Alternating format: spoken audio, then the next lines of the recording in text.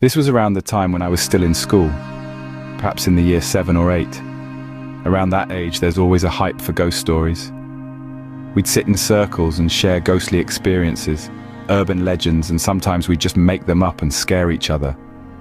It was pretty common for us to play Bloody Mary or the Ouija during the recess break. One such session, a classmate gave us all an odd piece of advice. Open the door only after they've knocked thrice. She said her granddad had told her about it, that if someone knocks at your door in the odd hours of time, you have to wait for at least 3 knocks. It doesn't matter if they're calling out your name or begging for an emergency. If it's not 3 knocks, it's trouble. To our occult-loving minds, it was solid advice. We nodded our heads in agreement, sharing other similar things, and while the conversation shifted, her advice lodged in somewhere deep in my mind.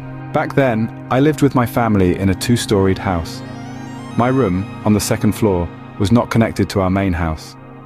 Instead, you'd have to take the common stairs to get there. I loved the privacy and space it gave, and wasn't bothered by the inconvenience of sharing the stairway with my neighbors. In fact, I was well acquainted with the neighbors, and it was like I had my own house out there. Well, I was an early sleeper back then, and would be dead asleep by 11 at the most. I was also a heavy sleeper, so good luck trying to wake me once I've crashed.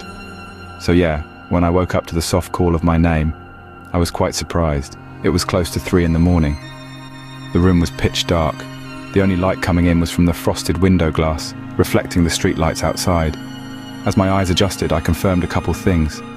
There was no one in the room besides me. The door was locked, but the window, there was someone there. A dark silhouette stood by the window, features blurred by the frosted glass. It called out, "Hey, open up, let me in." The voice was soft, unhurried. There was a knock on the door. "Open up." I couldn't make out if the voice was male or female. It was almost in between, a soft yet deep voice, light, comforting. "Hey, you there?" Another knock echoed. I got up confused, ready to open the door when suddenly, I was reminded of the advice. It had been several weeks since that conversation, yet somehow it came back like it was yesterday. "Ant, you there?" It called out my name. I hesitated and waited. One more knock and I'd open. It never came. The silhouette seemed to have disappeared from the window. Exhaustion suddenly rushed back to me and I was out cold. When I woke up, the sun was bright, the alarm blaring, and nothing was out of place. I went around that day, asking everyone at home and the neighbors if they'd come over in the night, or at least if they'd seen anyone come that way. No one knew anything. But despite the hot weather, the door remained cold as ice the whole day. Perhaps it was just a rogue spirit passing by, but when I imagine what may have happened if I'd opened the door, I get chills down my spine.